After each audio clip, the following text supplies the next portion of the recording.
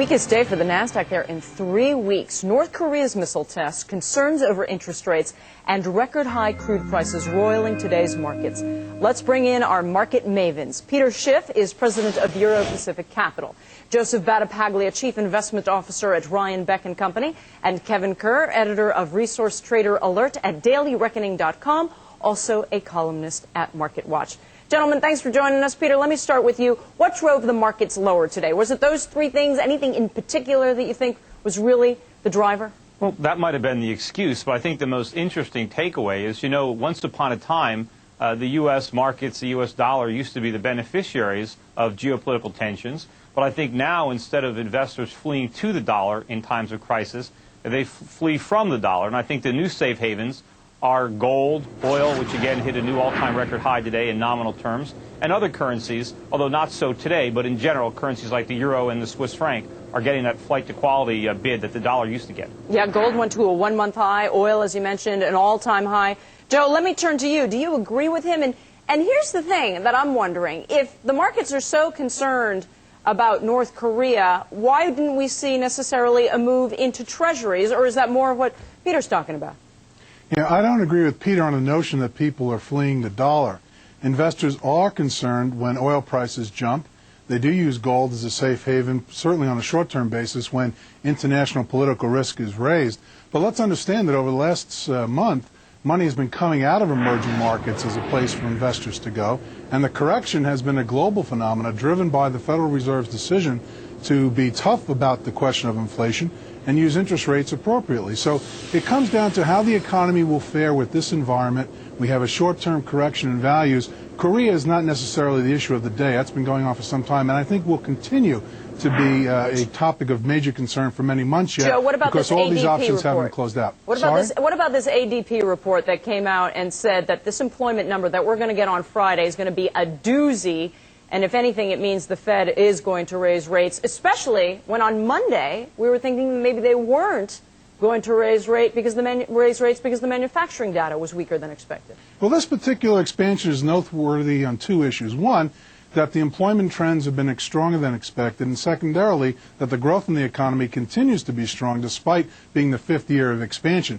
So a big jobs number here, while roiling markets short-term, particularly as it relates to interest rates, is actually a good thing as it relates to the economy and its durability to get us into the 2007 expansion. Yeah, see, I disagree that we have any real legitimate growth here. These jobs that are being created in the service sector at the expense of manufacturing and are totally dependent on the ability of the American consumer to borrow more money from the Chinese and the Japanese to pay for imported products. These are phony jobs. Peter would recognize that the U.S. economy has been moving more towards a service orientation and an information technology-driven economy for over 50 years. So to have growth in the areas where we excel is consistent with a good functioning economy, using trade as a way to balance the requirements for manufactured goods and demand. But if we can't use our service sector and information technology to balance the books, if we can't export enough information technology to pay for all the consumer goods that we're importing, we're in serious trouble. All right, gentlemen, I want to get Kevin in here for a second. He's our commodities expert that's on the panel, and he's been very patient sitting quietly next to me. Kevin, what do you think here? We saw big move in oil, saw the big move in gold. What's your assessment of that? I guess I get to be the deciding vote, and I'm going to have to vote with Peter. The bottom line is gold is a flight to quality instrument, and we've seen it gold building back up from its pullback here, its correction, which I said on this program before, and now with the geopolitical risk, we see people fleeing into gold. And I don't know if fleeing is the right word because they're not bailing out of the dollar completely, but what does Art moving Cashin always say? He says, always keep enough gold on hand to bribe the border guards, which in the United States is a joke, but in other parts of the world is not. That's right, and we have to look broader than just American investors. We have to look worldwide, and there is demand for gold worldwide, especially when this kind of geopolitical risk erupts. Joe, what are you telling folks about gold? Well, what we've said about gold is that basically it's come out of a 20-odd year bear market. It's looking to find a relative value against stocks and against bonds, and we felt that from 650 to 700, it has found a fair value range. And interestingly enough, when the Fed talked tough about inflation, continued to move on rates, gold responded even more aggressively on the downside than most other markets.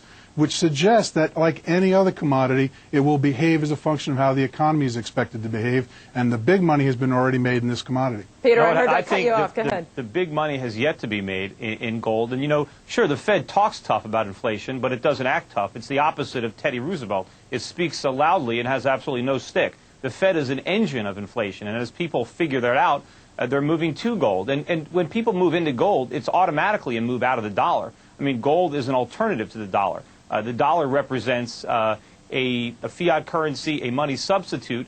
Gold represents real money, legitimate money, and when investors express a preference for holding gold as opposed to holding dollars, that says a lot about their faith in the future purchasing power of the dollar and the U.S. economy. Peter, you bearish on That's not quite stocks? accurate, because gold very is not a bearish on stocks. substitute for the dollar, considering the fact that 50% or so of world trade is denominated in dollars. The oil gold, market clears Joe, in dollars. Joe, Gold is not the question here. No, Joe, people around the world who are saving, unlike Americans, have a choice where they want to store their purchasing power. They can store it in any one of a number of national currencies, like the dollar or the euro, or they can store it in gold. And during times when there's a lot of confidence in central banks and a lot of confidence in paper, people will have preferences for interest-bearing deposits. But I think right now, with all the inflation being created by all the central banks, particularly with the Federal Reserve leading the charge, more and more savers are expressing a preference for holding gold. And at the same time, it's not just savers, right? Kevin, we're hearing Russia, the central bank there, is thinking about diversifying Russia, holdings. Absolutely. We're seeing gold interest from all parts of the world, central bank interest, and then just individual buying of gold throughout India and China as well. All right. Yeah, the reality is, though, on a global basis, U.S. Treasuries, U.S. stocks, U.S. real estate, gold, other investment forms have all been in accumulation stage here because excess capital is being created and investors are putting it to work. And I have no problem having gold under the tent of viable investments. It's not excess capital that's being created. It's excess money. It's excess paper. It's inflation. I just don't want the cart to be put in front of the horse in this issue. It's all about trade and it's all about growth in economies. And the U.S. is leading a very robust expansion at this time. All right, gentlemen, you're going to leading. stick around. Hold on. Just hold your thoughts right the there. caboose. We're going to come back after the break. Our market mavens are sticking around. We'll talk more about stocks, move away from gold, and talk about other issues within the market. As we've been discussing, North Korea's missiles sent investors running for gold. And our next guest, we're going to have more on this.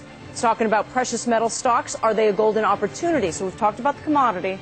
What about now investing in the stocks? Keep it with Kudlow and Company. Right after North Korea missile test.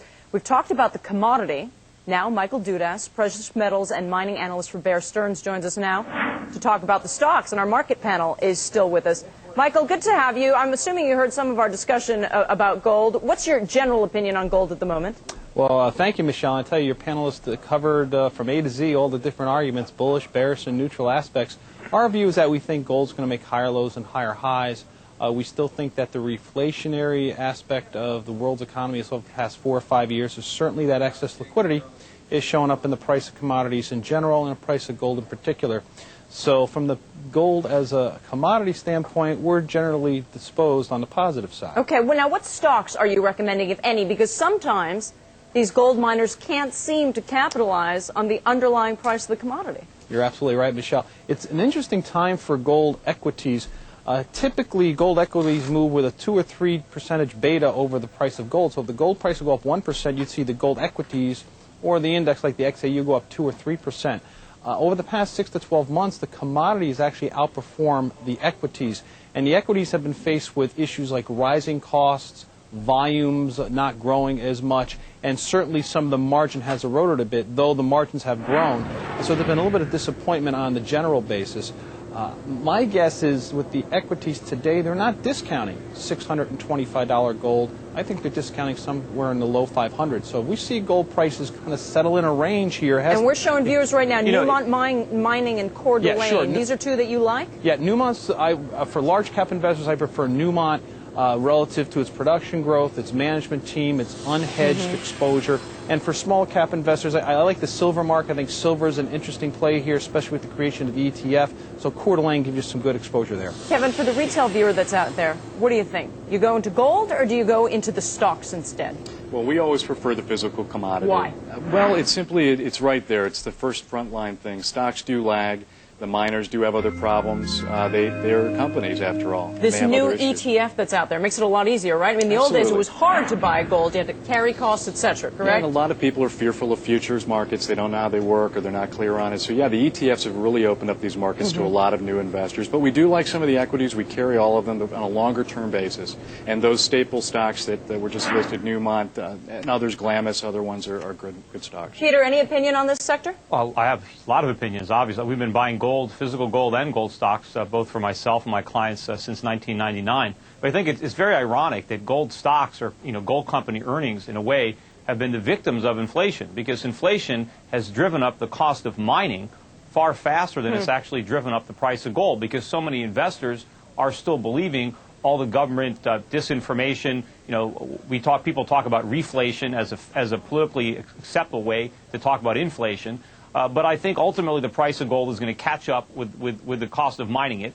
And I think these stocks are going to do very well. I think the fact that gold stocks have underperformed the metal is really indicative of the way Wall Street is not getting the picture. It's very similar to the way oil prices rose for 2 or 3 years while oil stocks really lagged. It took Wall Street a long time to realize that rising oil prices were the real thing. Joe, what about you? You like this sector?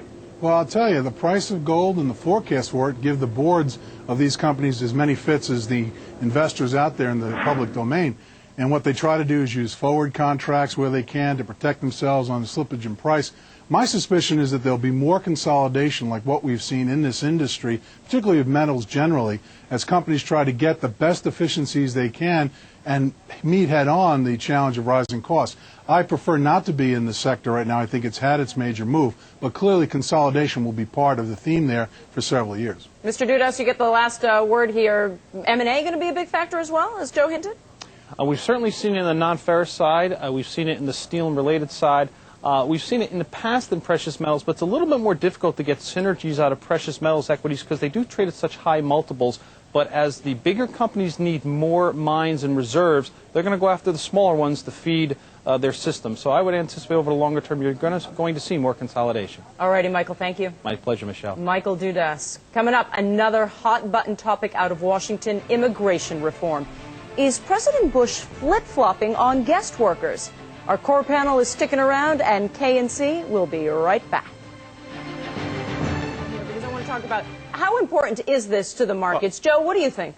Well, it's important in two ways. First, we need stronger border security with Mexico, because that's obviously a place where terrorists could come through in theory, since it's so porous. So going after a solution there is very important to the war on terror.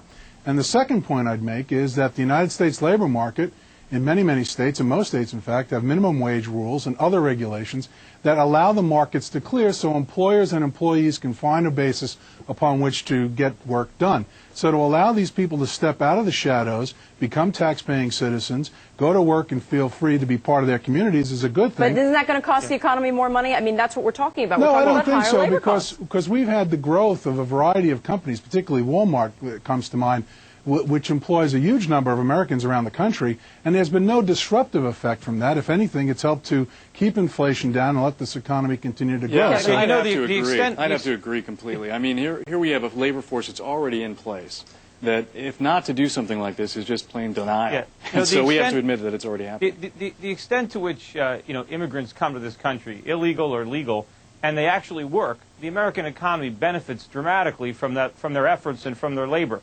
There are no negative consequences to that. The only negative consequences to immigration is the extent to which immigrants come to this country and avail themselves of social welfare programs. They're not eligible. They're not eligible for no, social welfare. they can still get them. And the problem there is with these social welfare programs, and I object to people being on the dole, whether they're born here or not. So what we really want to do in this country is we want to reward people, or we don't want to punish people who want to work, but we don't want to reward people who don't want to work, and that's where the reforms ought to be in the welfare system. But Peter, let's face it, don't you think American business doesn't want to do anything? They don't want any. They would prefer the status quo, wouldn't they? Because that would give them cheap labor. They wouldn't have to cheap labor is not. No, I don't think that's right. The status quo is the free market determines wages. I mean, when the government doesn't interfere, the wages are going to be set by the marketplace. Well, and there's a fair amount of employers. The government is interfering in the marketplace for labor because by not enforcing our borders, which is the constitutional duty of the federal government, they're allowing a massive influx of low-skilled, uneducated laborers from south of our border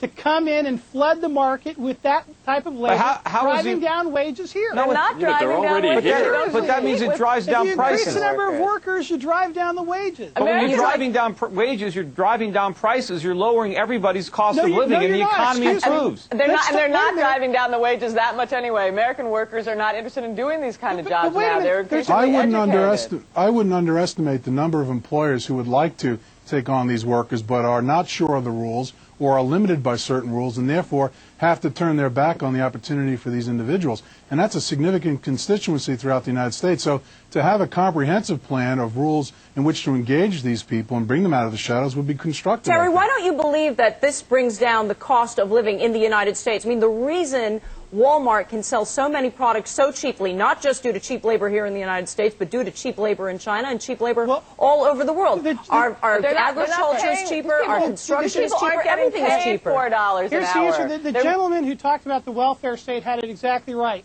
What illegal immigration or this guest worker plan would do would transfer part of the cost of employment to the average taxpayer. The person out there paying local property taxes and state taxes is supporting public schools and public hospitals and law enforcement that are heavily burdened by these illegal alien laborers. Tamara gets the last word. Go ahead. If the immigrants weren't here, these businesses would be closing or moving to other countries, or we wouldn't be getting the services we're getting.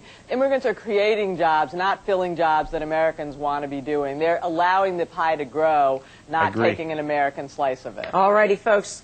Great discussion. Thanks for joining us here on Kudlow and Company. Tamara Jacoby and Terry Jeffrey joining us. All right, up next, sluggish U.S. sales amid talk of a potential three-way auto alliance at General Motors. Well, latest from Detroit right after the break. Stay with Kudlow and Company. Well, on a much bigger picture, I was one of the first strategists to have publicly talked about the potential bankruptcy of General Motors over 3 years ago. And I still don't think they're out of the woods. I still think bankruptcy is potential. But you're still not right yet. Well, they haven't been bankrupt yet, but they've got some major problems. The problem is they spent a few years basically burying their customers in 6-year financing of SUVs. I mean, they ratcheted forward years of sales. They didn't make any money. They made the money through their financing division. But meantime, they have tons of debt. They have enormous unfunded pension liabilities. And their customers, they have such long-term financing, they can't trade in these cars and buy anything else. And Kevin covers commodities here. You talk about it a lot for Market Watch. And tell us, I mean, the price of oil hitting an all-time high today cannot be good news. Absolutely. Back up over 75 a barrel. And the sales numbers for June were horrific. I think it was down 39% for SUVs for the large SUVs. And, none of this is good for GM. I wouldn't touch GM with a 10-foot pole. I mean, there's just too many problems, and we don't look at them that often anyway. Well, Peter, and I assume you feel the same way, even though, boy, it would have been nice to get into GM shares about 6 months ago. Well, sure, but if you did, you need to sell them, because if you hold them a few years from now, you're not going to be happy that you bought them 6 months ago. All righty. Folks, thanks for joining us. Lou Ann Hammond, Peter Schiff, Kevin Keir, and Joe Battipaglia. Coming up next, an economic showdown on the Fed and interest rates. Kudlow and Company will be right back.